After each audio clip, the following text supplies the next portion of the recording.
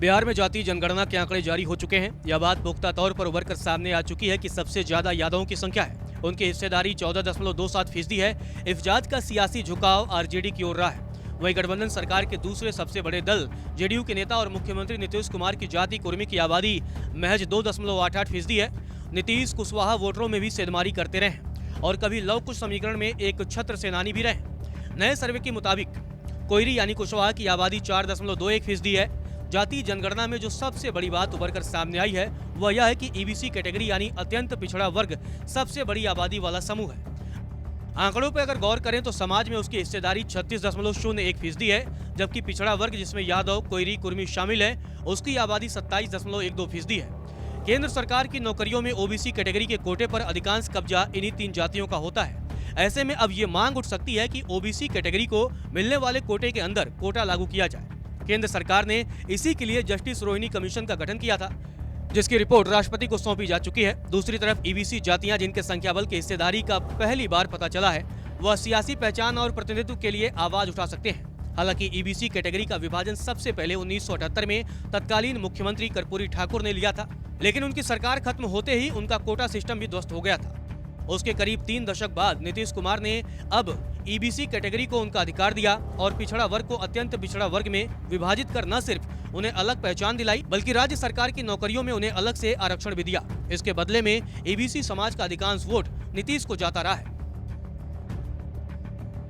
अब सबसे बड़ा सवाल यही उठता है कि क्या अपने ही मास्टर स्ट्रोक में फंस जाएंगे नीतीश कुमार। तो चलिए आपको बता देते हैं कि फिलहाल बिहार में अत्यंत पिछड़ा वर्ग को 18%, पिछड़ा वर्ग को 12%, अनुसूचित जाति को 16%, अनुसूचित जनजाति को 1%, आर्थिक रूप से कमजोर वर्ग को 10% और महिलाओं को 3% आरक्षण दिया जा रहा है। बिहार ने अब तक 50% आरक्षण सीमा का उल्लंघन नहीं किया है, लेकिन जातीय गणना के नए आंकड़े सार्वजनिक होने के बाद से आरक्षण की आग फिर से भड़क सकती है। इससे निपटना नीतीश सरकार के लिए मुश्किल होगी। अगले साल लोकसभा चुनाव होने वाले हैं, उसके बाद 2025 में बिहार विधानसभा चुनाव भी होने हैं। जातीय समीकरणों और जातीय ध्रुवीकरण पर आधारित राजनीति में टिकटों का बंटवारा, उम्मीदवारों का चयन और हार जीत भी जातीय गणित पर ही आधारित होता है।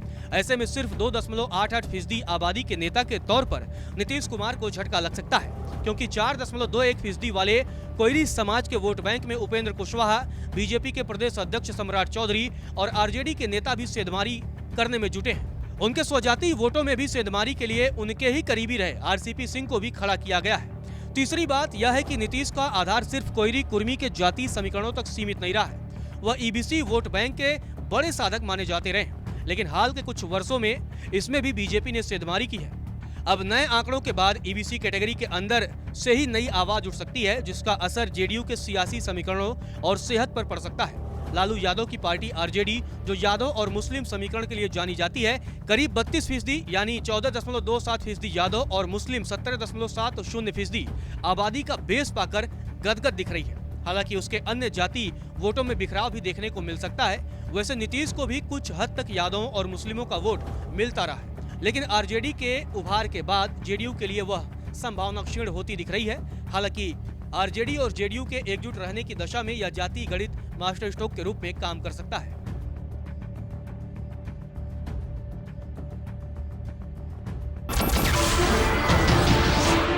नमस्कार, मैं हूं मानक गुप्ता।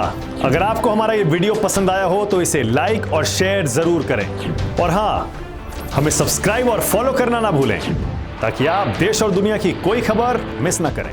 तो जुड़े रहिए हमारे साथ और देखते रहिए News 24।